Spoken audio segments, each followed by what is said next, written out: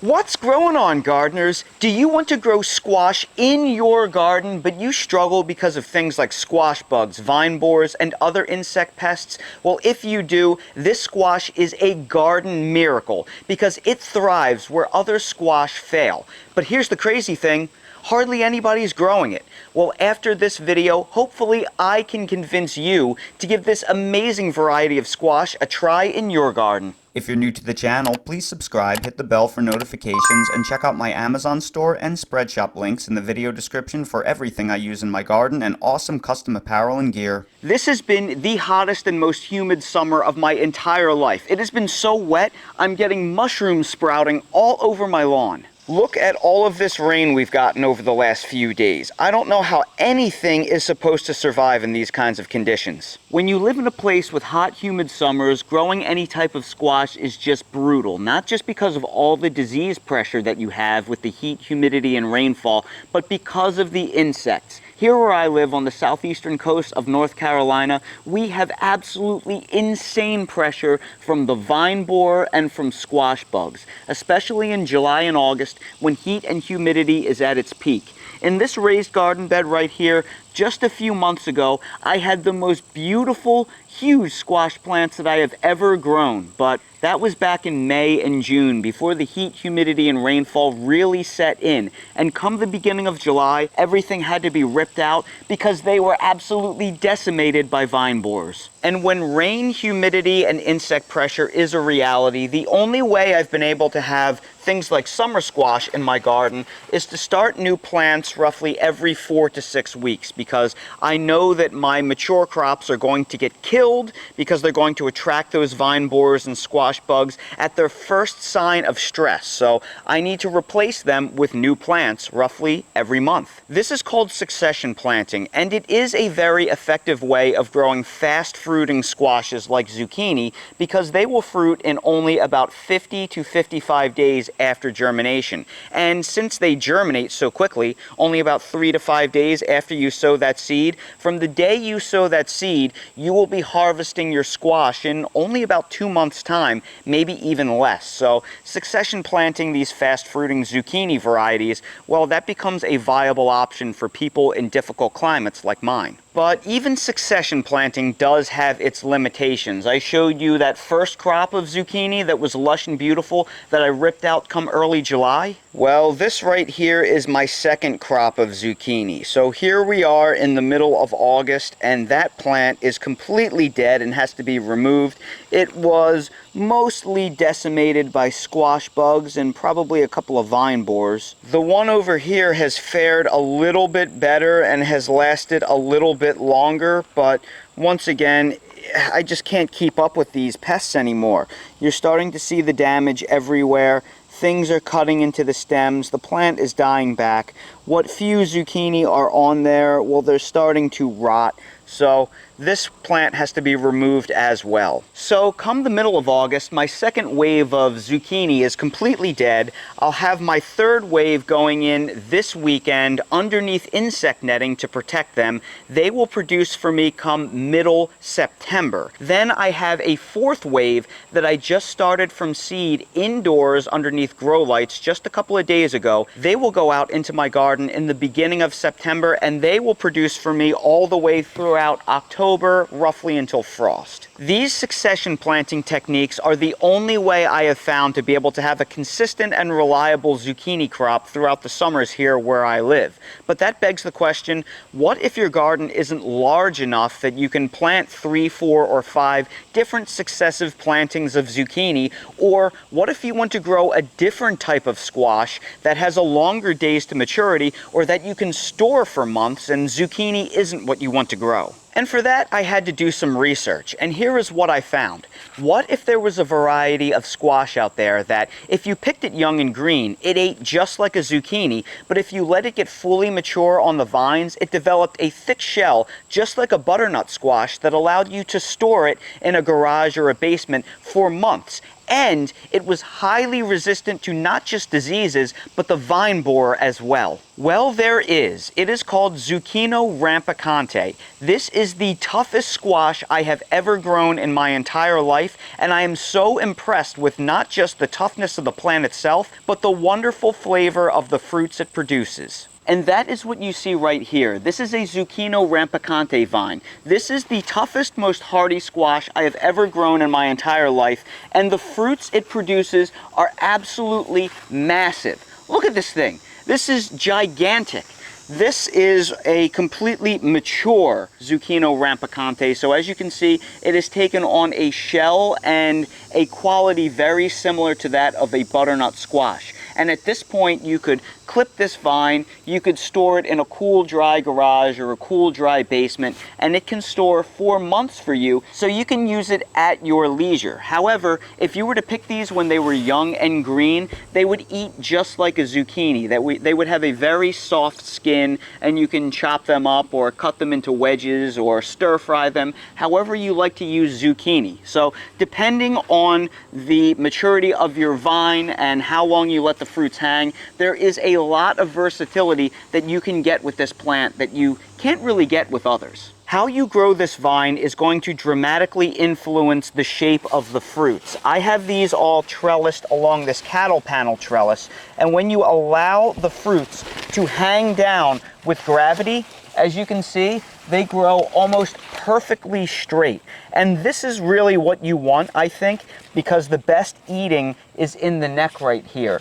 The bottoms right here, when they start getting mature, they get very pithy and full of seeds. However, when you let them hang with this long, straight neck, this is where all the meat is, and it eats very, very well. So I strongly recommend you grow these on some type of strong trellis that allows them to hang all the way to the ground and develop these really strong, straight necks. If you do not allow the fruits to hang, then this will probably happen. If they touch the ground, they will start spiraling, and what you will get is a very long, crooked neck, spiraled like you see right here.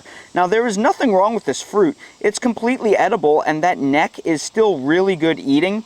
It's just, it'll be a little bit harder to work with because it won't be completely straight, so keep that in mind. Now, I know what some of you are thinking. You're thinking, you said this was a tough plant, and your vine looks absolutely terrible. It's completely wilted, it's being attacked by something clearly, so it's not 100% bulletproof. Obviously, some pests get to it. So what gives? You said that this vine was really strong and could grow where other vines fail. Yes, I did say that, and it is true. This is the toughest squash plant I have ever grown in my entire life. But I thought long and hard, do I want to film this in July when the vines are absolutely pristine, or do I want to wait for its eventual decay and decline? Look, one of the things I try to do on this channel is always be transparent with you all. I don't want to show you the show garden when everything is absolutely perfect. I want to show you the reality of the situation. And the reality of the situation is, no matter how tough a plant is, it is always going to eventually go into decline. Nothing lasts forever,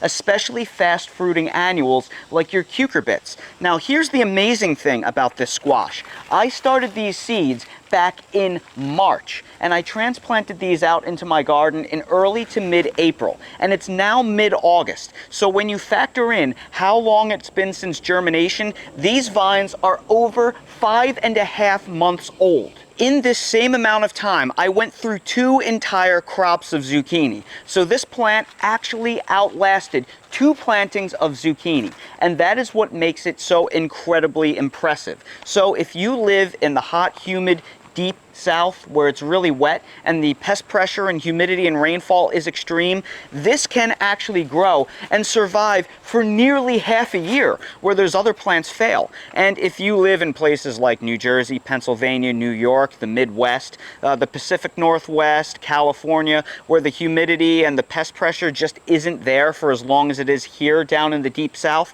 this is something that should probably easily grow your entire growing season. You'll probably plant this in late April, early May, it will beat out the relatively shorter pest pressure period, and you can make this last all the way until frost if you take care of it and you monitor it for squash bugs. Because while this is highly vine borer resistant, I had the vine borers wipe out 2 entire crops of zucchini, 1.5 dozen zucchini plants all throughout my garden. This only got 1 little vine borer, and I was able to find it because it was struggling badly and hanging out. It couldn't properly bore into these thick vines, so I just picked it out with a knife and squashed it. However, it is not 100% resistant to squash bugs, and that has been my problem. Here's what happened to me. I have found this Zucchino Rampicante to be resistant to squash bugs, but they are not immune. While I had squash plants growing all over my yard and garden, the squash bugs highly preferred the zucchini. It flocked to them, and it pretty much left the Zucchino Rampicante alone. But as all of the zucchini plants died off, and now that I'm basically down to none, there were no other plants in my garden that the squash bugs would go to. So they had no choice but to go to the thing that they didn't necessarily want, because something is better than nothing. So, as my zucchini went into decline, the squash bugs were looking for food.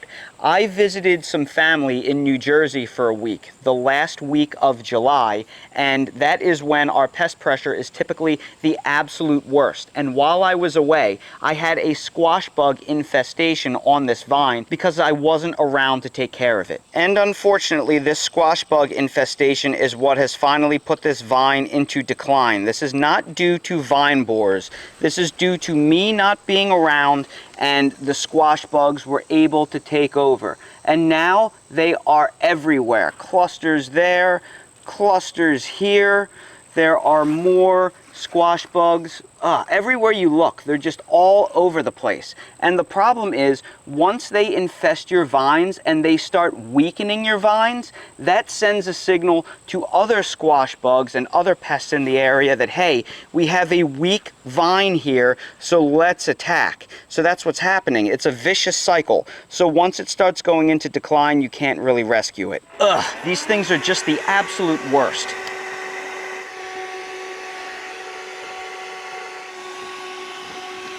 Look at those nasty things. Pro tip, one of the easiest ways that you can eliminate pests from your garden is with one of these rechargeable cordless hand vacuums. They are a lifesaver. So while these are by far the hardiest of the squash vines that I have ever grown, I want you to know, in the interest of full transparency, that nothing is 100%. If you come outside and you periodically check on your plants and you look underneath the leaves to make sure that there are no squash bug eggs, you check along the stems to make sure there are no vine borer eggs laid anywhere, because while these are highly vine borer resistant, nothing is 100% immune. You should be able to stretch an incredible lifespan out of these vines. Again, if you live in the Northeast, the Midwest, or the West Coast, one single planting in the spring should be able to last you all the way until frost if you care for them and maintain them. If you live in the Southeast, the Deep South, or Florida, or Texas, where the pressure is extreme and the growing season is long, you may not get the full growing season out of a single planting, but you should get 2 to 3 times the lifespan of a zucchini plant with much lower maintenance overall. And if you plant a successive crop of this Zucchino Rampicante, which I definitely will next year, I'll plant another one probably in late May, I think you can easily, with 2 plantings, grow throughout the entire year all the way until frost, even in really long growing seasons with extremely challenging pest pressure. Now let's harvest some of the squash.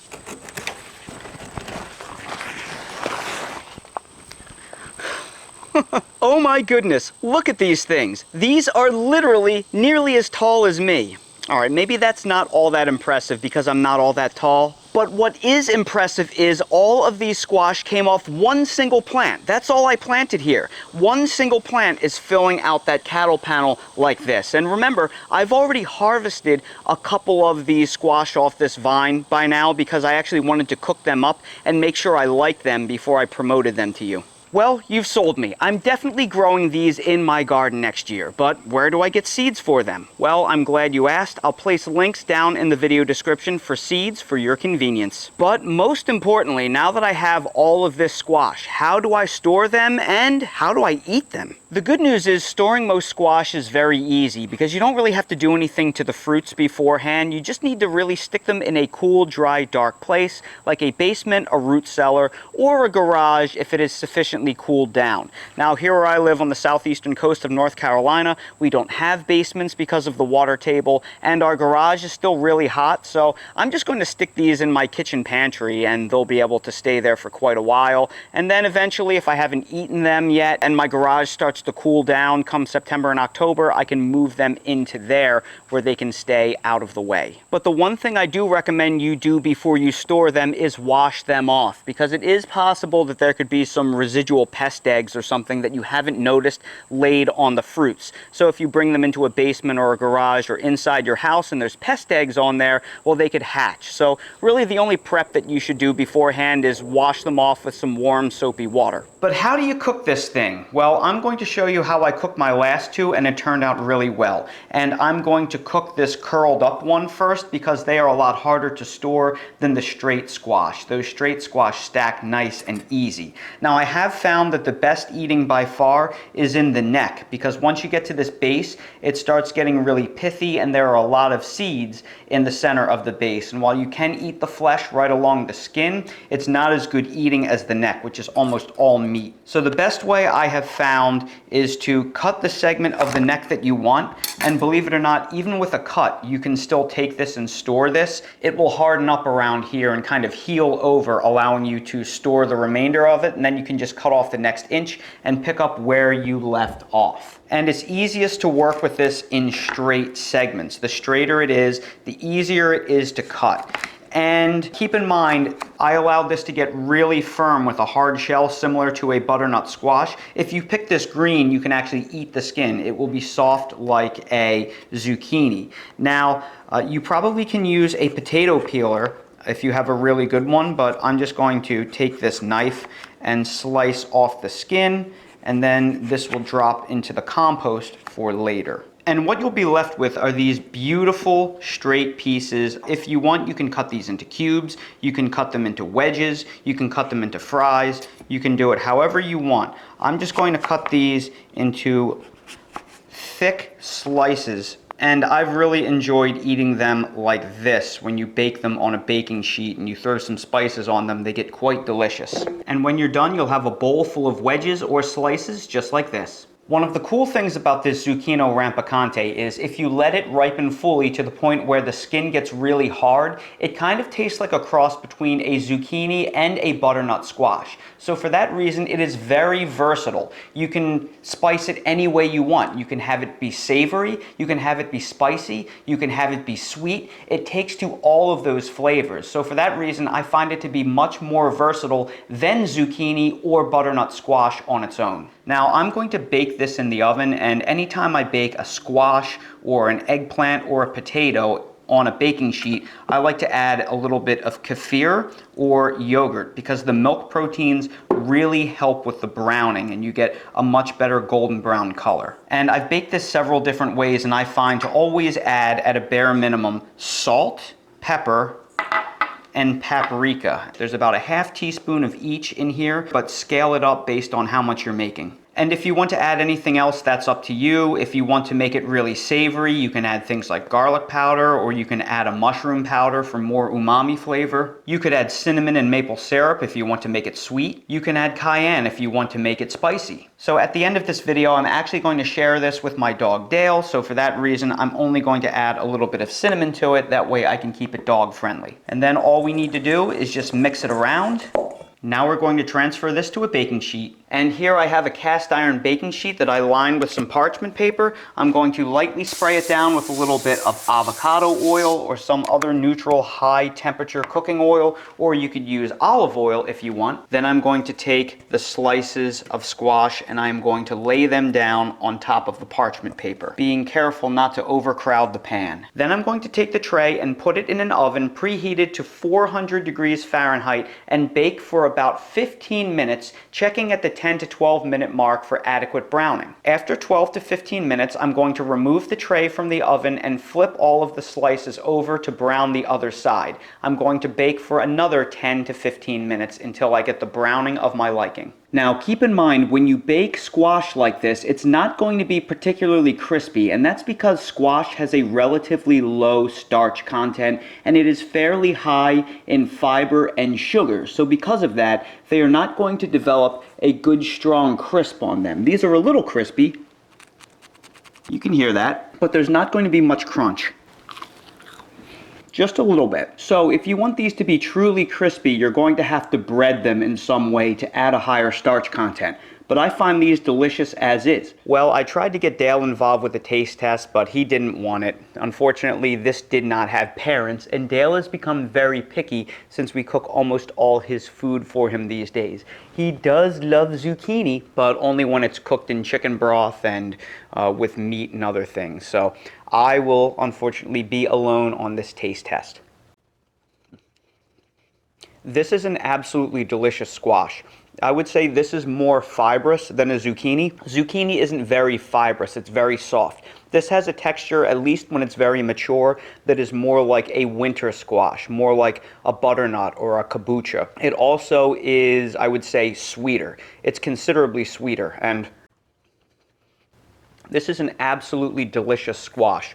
If you're on a diet or if you just love squash in general, I could happily see myself removing potatoes or something else starchy from my diet, and instead of making potato fries or potato wedges, you can substitute this instead. Or instead of mashed potatoes, you could have this mashed squash instead. That is absolutely fantastic. The texture is great, the flavor is great, but it's mild enough that you can spice it any which way you want. So you can basically use it as a blank canvas to make your own thing. So Dale was very good, so he's going to get a biscuit, and I know he'll eat that. Oh, very good. Look how he takes treats these days. Go ahead. Oh, you're so sweet, buddy. You're such a good boy.